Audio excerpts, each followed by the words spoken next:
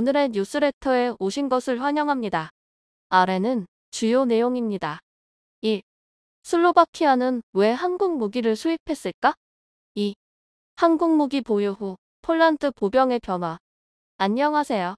오는 9월 21일 경기도 고양시에 위치한 킨텍스에서 국제방산 전시회 DX 코리아 2022가 개최될 예정입니다. 역대 최대 규모의 방산 전시회로 러시아로 인한 전쟁 위기가 고조되고 있기에 어느 때보다 많은 국가들이 이번 박람회에 참석 의사를 밝혔는데요. 그중 슬로바키아에서는 국방부 장관을 포함한 30명이나 되는 대인원이 전세기까지 빌려 참석할 것으로 알려져 화제가 되고 있습니다. 슬로바키아는 이전부터 한국 무기를 도입하고자 하는 의사를 계속해서 표시해 왔었는데 이번 행사에 국방부 장관 초청을 받아 VIP 자격으로 한국을 방문하게 된 것입니다. 이번 박람회에 참석하는 국가들 중 국방부 장관이 직접 초청한 국가는 슬로바키아가 유일합니다. 현재 슬로바키아군은 2035년을 목표로 국방 발전 계획을 세우고 매년 수십억 유로씩 건국 이래 최대 규모의 방산 투자를 이어나가고 있는데요. 우크라이나 침공으로 시작된 러시아의 침략적 행보에 심각한 위기감을 느끼고 있는 것으로 보입니다. 최근 우크라이나의 반격으로 치명적인 패배를 당했지만 푸틴은 여전히 러시아가 승리할 것이라 믿어 의심치 않는 것 같습니다. 전 국민을 징병해서라도 기어코 우크라이나를 점령하겠다고 밝히며 에너지 자원 무기를 계속해서 휘두를 것이라고 천명했죠.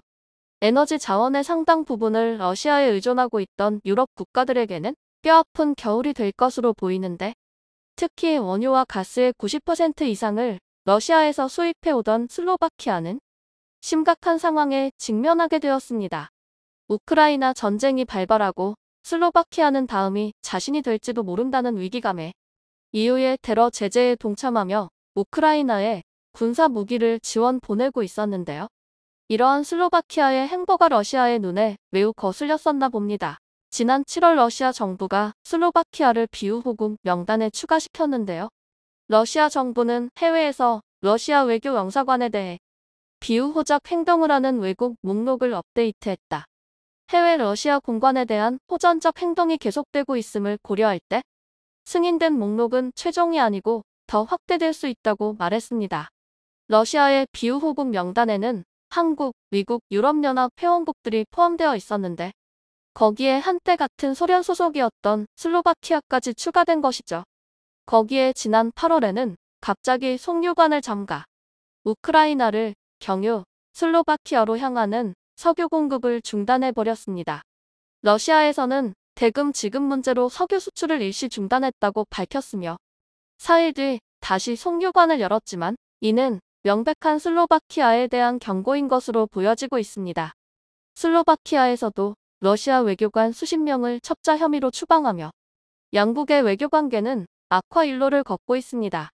현재 슬로바키아는 정군의 현대화를 선언하고 막대한 국방 예산을 투입해 러시아의 군사적 위협에 맞설 준비를 하고 있습니다. 슬로바키아 역시 903권 무기 체계를 갖추고 있었는데 서방식 나토 표준 체계로 편입하기 위해 대대적인 체질 개선에 나섰는데요. 최근 미국의 로키드 마틴에서 F-16V 구매를 결정했고 공군 훈련기, 군용 트럭, 장갑차, 드론 등 군 전반적인 장비 체계를 현대화하는 대규모 프로젝트를 진행 중에 있습니다. 사실 슬로바키아는 폴란드보다 앞서 우리 무기에 관심을 표해왔었는데요. 러시아의 2세대 전차 T-71을 운용하고 있던 슬로바키아 육군은 차세대 전차를 도입하기 위한 사업을 진행 중이었는데 가장 유력한 후보로 독일의 레오파르트 2와 한국의 K2 흑표전차가 선정되었습니다. 군 전문가들은 체코와 슬로바키아는 폴란드의 무기체계에 영향을 크게 받기에 슬로바키아가 어떤 전차를 도입하는가는 폴란드의 선택에 달려있다고 보고 있었는데요. 아시다시피 독일에 실망한 폴란드에서는 한국의 전차를 선택했었죠. 또한 지난 5월 슬로바키아에서 열렸던 국제방산전시회 아이뎁 2022에 카이에서 참가해 한국제 전투기들을 선보였었습니다. 당시 슬로바키아 공군사령관 로베르트 토트 소장이 직접 카이의 부스를 방문하여 FA-50에 높은 관심을 보여주었습니다. FA52이 F16과 높은 호환성을 가지고 있고 운용 방법 역시 유사하여 기체 전환 훈련에서 매우 높은 효율성을 보여준다는 건 익히 알려진 사실이죠. F16V의 파일럿이 필요한 슬로바키아의 입장상 FA50보다 나은 옵션은 없을 것으로 보입니다. 슬로바키아 국방부 역시 같은 판단을 내린 건지 이번 DX 코리아 2022에 30명이나 되는 대인원을 파견하여 한국 방산을 처음부터 끝까지 맛보고 갈 예정입니다.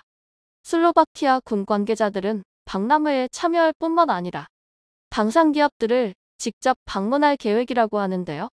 사천의 카이 공장과 창원의 K2 공장에 방문해 폴란드에서 도입한 한국 주력 무기들을 직접 살펴볼 예정이라고 합니다. 국방부 관계자는 슬로바키아는 우리에게 무기 수출을 요청한 나라들 중 가장 적극적이라고 말했습니다.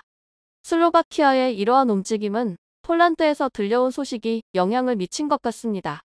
한국과의 대규모 방산 수출 계약이 이루어지고 이제는 계약을 이행하는 단계에 들어섰는데요. 현지 시간 16일 폴란드에 FA50 48기를 수출하는 이행 계약이 체결되었습니다. 계약 규모 30억 달러 약 4조 원으로 역사상 최대 규모의 FA50 수출입니다. 내년 말까지 FA50 12기가 전달되고 폴란드 공군의 요구사항이 반영된 FA50PL 36기가 오는 25년 하반기부터 인도될 계획입니다. 그런데 이러한 소식에 슬로바키아에서 경악을 금치 못하고 있는데요. 2018년 당시 슬로바키아 공군은 소련제 미그 29에서 벗어나기 위해 미국의 F-16 개량형인 F-16V 14대를 13억 달러에 구매하는 계약을 체결했었는데 아직까지 초도 물량도 인도받지 못하고 있는 상황입니다. 그런데 폴란드는 계약을 체결한 지 1년도 안 되어 물량을 공급받을 예정이라고 밝혔으니 차일 피해 공급을 미루고 있는 미국의 록히드 마틴과 매우 비교되는 상황이죠. 사실 F-16V의 공급이 지연되고 있다는 건 잘 알려진 사실입니다. 현재 F-16V의 생산 라인인 록히드 마틴의 그린빌 공장은 월간 4기만을 제작할 수 있어 공급의 차질을 빚고 있는 상황인데요. 록히드 마틴 입장에서도 더 많은 생산을 위해 투자를 하기에는 F-16이 결국 개발된 지 43년이 넘은 구형 전투기라는 사실에 추가 투자가 부담되는 상황입니다. 때문에 슬로바키아가 F-16V를 인도받는 건 20년대 후반으로 예측되고 있어 슬로바키아 공군 전략 공백이 예측되고 있습니다. 이런 상황에서 훨씬 저렴한 가격에 폴란드의 생산기지와 비행학교가 건설될 예정인 FA50을 고르지 않는 건 어리석은 선택일 것입니다. 이번 한국과의 대규모 방산 거래를 통해 한국만 막대한 이득을 얻은 것으로 보이지만 실상은 꼭 그렇지만도 않은데요. 한국이 폴란드를 유럽 무기시장 진출에 교두보로 삼기 위해 폴란드 현지에 K2, K9, FA50의 생산기지를 건설할 뿐만 아니라 파일럿 교육을 위한 국제비행학교도 설립하여 향후 동유럽 방위산업의 중심지가 될 예정입니다. 또한 한국의 차세대 무기인 K3 전차와 KF-21 보라매의 개발에 폴란드를 참여시켜 함께 유럽 방산시장을 이끌어갈 파트너가 될 것으로 보여 앞으로 한국 방산이 잘 되면 잘 될수록 폴란드에도 막대한 이윤이 흘러들어가게 될 것입니다. 이러한 폴란드와 한국의 긴밀한 협력체계 구축에 슬로바키아는 배가 아픈 듯합니다. 사실 슬로바키아는 폴란드보다 오래전부터 한국과 경제 협력을 이어왔었는데요. 과거 소련에서 벗어났을 당시 마땅한 산업 기반이 없었던 슬로바키아는 살아남기 위해 저렴한 노동력을 기반으로 제조업을 발달시키고 적극적으로 유럽의 자동차 기업들을 유치해 유럽 자동차 생산의 거점이 될 수 있었습니다. 덕분에 유럽의 자동차 공장 역할을 하며 구공산권 국가들 중에서는 가장 안정적인 경제를 구축할 수 있었는데요. 우리나라의 자동차 기업들도 슬로바키아에 유럽 생산기지를 건설하여 긴밀한 협력관계를 구축해왔었습니다. 또한 기아, 현대, 삼성전자 등 100개가 넘는 한국 기업들이 진출하여 양국의 경제적 교류가 활발한 상태이며 슬로바키아에서도 한류 열풍이 뜨거워 대학에 한국어학과가 설립될 정도입니다. 슬로바키아 차량 점유율 1위가 현대 기아일 정도로 슬로바키아의 한국 사랑은 각별했고 오래 함께 일해온 경력이 있는데 이런 미래의 먹거리가 될 수 있는 방산 사업을 폴란드에서만 진행한다는 소식에 우리는 더 잘 해낼 수 있다며 한국까지 찾아온 것이죠.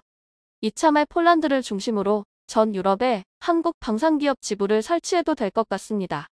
그동안 한국 무기를 팔기 위해 전 세계를 발로 뛰어다니며 머리를 숙였어야 했는데 이제는 직접 한국까지 찾아와 제발 무기를 팔아달라고 할 정도로 우리 방산의 위상이 높아졌습니다. 수많은 이들의 노력과 희생이 있었기에 이 자리까지 올 수 있었습니다. 여기에서 안주하지 않고 전 세계를 주름잡을 수 있도록 우리 방산의 끝없는 발전을 기원합니다. 2. 한국 무기 보유 후 폴란드 보병의 변화. 현재 우크라이나 전쟁이 파국으로 치닫고 있습니다. 전범국 러시아의 푸틴은 전쟁을 끝낼 생각이 없어 보이는데요. 지난 20일 푸틴은 예비군 동원령까지 발표하면서 민간인 희생을 감수한 장기전 대비를 시작하였습니다. 러시아 하원국가도마은 20일 전투를 거부하거나 상관의 명령에 불복하는 병사를 최대 징역 10년에 처하는 형법 개정안을 통과시키기까지 했는데 무려 2차 대전 후 처음 있는 일이었습니다. 이에 대해 푸틴의 정적이자 교도소에 숙감 중인 야권 운동가 알렉세이 나발리는 우크라이나 전쟁이 악화되고 있다는 방증이라고 비판하였고 볼로디미르 젤렌스키 우크라이나 대통령은 푸틴이 결국 우크라이나를 피바다 속에서 익사시키기를 원하는 것 같다며 규탄했습니다. 그러면서 어떠한 협박에도 굴하지 않겠다면서 우크라이나가 점령한 지역의 탈환을 중단한다는 계획은 없다고 하였는데요. 전쟁이 장기화될 조짐이 보이자 인접국 폴란드 역시 만반의 준비를 하고 있습니다. 지난 21일 폴란드 테오식 모라비에키 총리는 러시아가 우크라이나의 국경을 바꾸려 할 것이라며 폴란드는 현재 육군 병력 6만 명에서 20만 명으로 증원할 계획임을 밝혔습니다. 일각에서는 요즘 같은 첨단화 시대의 보병 증원은 별 필요 없다 하실 수 있지만 사실 영토를 점령하여 실질적인 지배력을 행사할 수 있도록 하는 건 여전히 보병의 몫으로 해상 전력과 항공 전력 모두 최종적인 목표는 보병 지원을 통한 지상군의 승리를 이끌내는 것이라 할 수 있습니다. 전쟁을 끝내는 건 깃발 꼽는 보병이다. 이라는 말도 있죠. 실제로 이번 전쟁에서도 보병의 활약에 따라 전장의 양상이 바뀌기도 했는데요. 우크라이나군이 방어에 성공하고 반대로 러시아는 원래의 목표를 달성하는데 크게 실패한 원인도 보병 때문이라고 볼 수 있습니다. 당장 대전차 미사일이 있어도 그걸 쓰는 것은 보병인데요. 지난 20일 의욕을 잃은 러시아 군인들은 탱크를 놓고 주랭랑치다 적발되었는데 최신형 주력 탱크인 T-90M도 두고 도망갔습니다. 우크라이나 국방부는 공식 트위터 계정을 통해 완벽한 상태의 T-90M 탱크를 두고 도망갔다며 한 대당 가격이 약 63억 원에 달하며 러시아군도 100대 정도만 보유하고 있다고 하였습니다. 즉 이처럼 전차와 보병 전투차가 있다 한들 그것들이 살아남아 제대로 전력으로 활용되려면 결국 기계화 보병이 똑바로 역할을 다해야 한다는 것이죠. 이런 상황 가운데 최근 폴란드 육군 보병들의 전력이 수배로 향상될 수 있다는 분석이 나와 화제가 되고 있습니다. 그리고 그 원인이 바로 한국산 총기에 있다고 하는데요. 지난 5월 폴란드는 아직 한국과의 대규모 방산 계약이 체결되기 전 한국 측에 K4 고속 유탄기관총의 수출 여부에 대해 문의한 적이 있었습니다. 당시 K2 전차, K9 자주포, FA50 경공격기 등 거액의 첨단 무기들이 주목받고 있는지라 K4 고속 유탄기관총에 대한 주목도는 상대적으로 떨어져 그냥 관심이 있는가 보다 하고 지나갔었는데요. 4개월 전 깔렸던 복선이 최근 9월 20일 다시 드러나게 되었습니다. 지난 20일 방위사업청 기술정책과 정보 목록에는 국방과학연구소가 보유하고 있는 기술에 대한 이전 검토가 진행되었는데요. 바로 대폴란드 수출용 40mm 이중 목적 고폭탄 K12에 대한 제작 기술이었습니다. 그리고 이 K12 이중 목적 고폭탄은 K4 고속 유탄기관총에 탑재되는 탄약이었죠. 즉 폴란드는 한국의 기술 이전을 받아 현지 라이센스 생산을 통한 자체적인 탄약 보급에 들어갈 것이고 K4 고속 유탄기관총을 한국에서 수입해 폴란드 육군 보병의 화력을 증대시킨다는 플랜이 수립되고 있는 것인데요. 만약 폴란드가 K4를 제대로 운용하게 된다면 이는 현 폴란드 육군 보병의 화력이 지금과 차원이 다른 형태로 발전할 수 있게 됨을 뜻합니다. 아니 고작 총 하나 수입하고 탄약 제조 기술 이전 받는 것 같고 너무 호들갑 아니냐? 하실 수 있지만 K4와 K12의 위력을 자세히 살펴보면 어느 정도 공감하실 텐데요. 공포스러운 화력을 지닌 K4 고속 유탄기관총은 이름에서부터 유추할 수 있듯 고속으로 유탄을 발사하는 총기입니다. 그니까 유탄이 뭔데라고 마신다면 쉽게 수류탄을 떠올리시면 됩니다. 수류탄은 손으로 던지는 유탄인데요. 탄착점 주변 15m의 인명을 앗아갈 수 있는 수류탄은 누구나 그 위력을 알 만큼 강력하면서도 무서운 무기체계이죠. 만약 수류탄이 하늘에서 비 오듯이 쏟아진다면 어떨까요? 상상할 수 없는 공포와 두려움이 전장을 휩쓸 것입니다. 그런 수류탄의 파괴력을 가진 40mm 유탄을 초당 최대 6발씩, 분당 350발씩 쏟아내는 우리 군의 무기체계가 바로 K4 고속 유탄기관총입니다. 탄약 한 발 한 발이 수류탄과 비슷한 살상력을 가지고 있는 K4 고속 유탄기관총은 일정 지역에 대한 제한 및 살상을 목적으로 개발되었습니다. 즉 사람이 아닌 지역을 대상 사격하는 것으로 넓은 지역을 단숨에 초토화시킬 수 있습니다. 참 빼먹지 말아야 할 것이 그냥 유탄기관총이 아닌 고속 유탄기관총으로 총고속도는 241ml초에 달하고 2000m 거리에서 5cm 두께의 철판을 뚫고 지나갈 수 있는 관통력까지 보유하고 있습니다. 장갑차의 방호력 정도는 무리 없이 파괴할 수 있으며 전차들은 전투 능력 감소 또는 기동 뚫는 상황까지 만들어낼 수 있습니다. 사실상 총이라기보다 포에 가까운 파괴력인데요. 총과 포를 나눌 때에 보통 구경 20mm를 기준으로 삼는데 20mm 미만은 총, 20mm 이상은 포로 나누는 것이 일반적이죠. 그런데 K4는 40mm 폭탄을 연발로 사격할 수 있고 직사화기로 만들어졌지만 받침대를 장착하여 박격포처럼 곡사화기로도 사용이 가능합니다. 즉 단일정으로 보병 1개 중대와 맞먹는 위력을 가졌다고 할 수 있죠. 폴란드 육군의 새로운 게임 체인저로 불리기에 손색이 없습니다. 한 군사 전문가는 K4 고속 유탄기관총은 작동 불량 등 고장이 적어 신뢰성이 높은 무기라며 해외 수출 시장에서 현존하는 최강의 보병화기로 인정받고 있다고 평가했습니다. 외형적으로 MK19와 유사하기 때문에 일각에서는 K4 그거 MK19의 복제품 아니냐? 라는 사람들도 있지만 순수 국내 기술로 개발된 총기입니다. 개발을 맡은 국과연과 S&T 모티브는 19MOD1의 설계를 참고하였으나 동작 해석의 부분을 참고한 것일 뿐 자체적인 설계의 무기체계로 MK19와 내부 구조가 다르고 상호간 부품 규격도 달라 호환성이 없다고 하였습니다. 이로 인해 특허 문제나 저작권료 문제가 일절없고 해외 수출도 가능한 것이죠. 최영진 ST 모티브 고문은 무기체계를 그대로 베껴서 만들면 문제가 발생했을 때 해결이 불가능하다면서 양산 초기에 송탄 관련 문제를 일으킬 수 있는 부품들을 보완하면서 야전에서의 신뢰도가 매우 높다고 하였습니다. 현재 K4는 개발국인 우리나라를 포함 전 세계 10여 개 국가에서 사용되고 있는데요. 한국에서 통하면 전 세계 어디에서 통한다는 것을 입증하듯 정글이나 사막에 이르기까지 다양한 지역에서 활약 중입니다. 이라크, 리비아, 멕시코, 싱가포르 등 해외군이 도입한 수량이 우리 군이 도입한 수량보다 훨씬 많습니다. 현재 우리 군과 ST 모티브는 K4의 미래에 대한 또 한 번의 성능 개량을 추진하고 있는데요.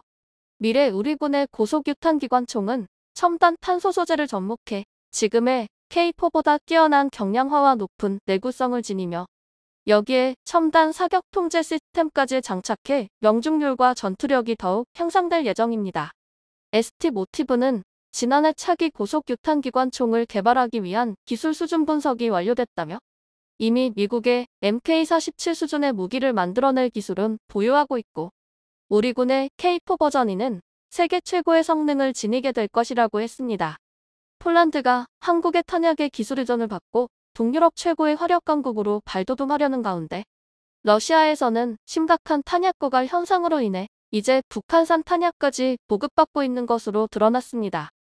지난 5일 뉴욕타임스는 러시아가 최근 북한으로부터 우크라이나 전쟁에 사용할 포탄을 구매하고 있다고 보도하며 서방 제재로 공급망에 심각한 제한을 받고 있는 러시아가 군수 물자를 위해 왕따 국가들 파이아 스테이츠에 눈을 돌고 있다고 전했습니다. 역시 끼리끼리 잊어. 너희 새낀 왜 아닌 척하고 있어.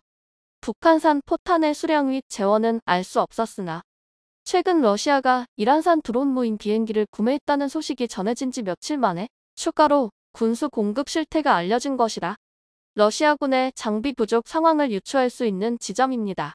이에 로젠버그 차관보는 지난 21일 북한의 러시아 무기 수출은 명백한 제재 위반으로 북한에 대한 추가적인 경제 제재를 가할 것이라고 하였습니다. 북한은 나 안 했다고 입 다물라고 발악하지만 어차피 X된 거 그냥 X돼. 세계 어디에도 소총이 없는 군대는 없다고 합니다. 그러나 현재 소총을 자체적으로 생산하고 있는 나라는 세계 220여 개 국가 중 40여 개 국가에 불과하고 그 중에서도 우리나라와 같이 자체 개발해 수출까지 하는 나라는 10여 개국에 한정된다고 하는데요. 북괴의 남침 당시 제대로 된 소총 한 자루 없어 기습에 속수무책 당했던 우리 군도 이제는 당당히 세계 방산 4대 강국으로 도약하고 있습니다. 박문선 S&T 모티브 전무는 지난 과거를 회상하면서 국제적으로 통용되던 제 별명이 카피맨이었던 적이 있었다며 국제방위산업 박람회에 가면 미국이나 유럽 업체 사람들이 저를 알아보고는 농담 반 진담 반으로 자기들 부스에는 오지 말라며 헤이 카피맨, 노 카탈로그 라고 너스레를 떨었다. 그러나 나중에 그들이 우리가 자체 개발한 기관총의 기능 중 링크 탄통이 아니라 탄창도 사용하도록 병행 설계한 것을 슬그머니 따라하기 시작해. 그 이후로는 제가 그들에게 유 카피맨이라고 놀리고 있다고 하였죠. 국산 총기의 산실, 부산 조병창이 건립될 당시 1973년 요산 김정한 선생은 기념 비문에 이렇게 새겼다고 합니다. 국방은 한 나라의 존립을 보장하는 최대의 요건 방비를 등한히 해 외적의 침략을 받았던 치욕스러운 역사를 다시는 되풀이 말자. 여기 자주 국방을 다짐하는 무기 생산의 터전을 마련했다. 오라만 가동 소리는 조국의 영원한 안정과 자유를 굳건히 보장하리라. 한국의 진정한 영웅들은 밤늦으로 땀 흘리며 자주 국방의 기르를 닦았던 기술 연구진들과 무거운 총기에 도수운반이 잦아 최악의 보직이라 불렸음에도 끝까지 임무 수행을 완료한 화기중대 부원들 및 모든 국군 장병들 이들이야말로 반박시 발포의 나라 대한민국의 영웅이 아닐까 합니다. 한편 이러한 소식에 중국 네티즌들은 한국 놈들 무기 다 팔고 나면 자신들이 쓸 건 없겠네 라면서 시청해주셔서 감사합니다.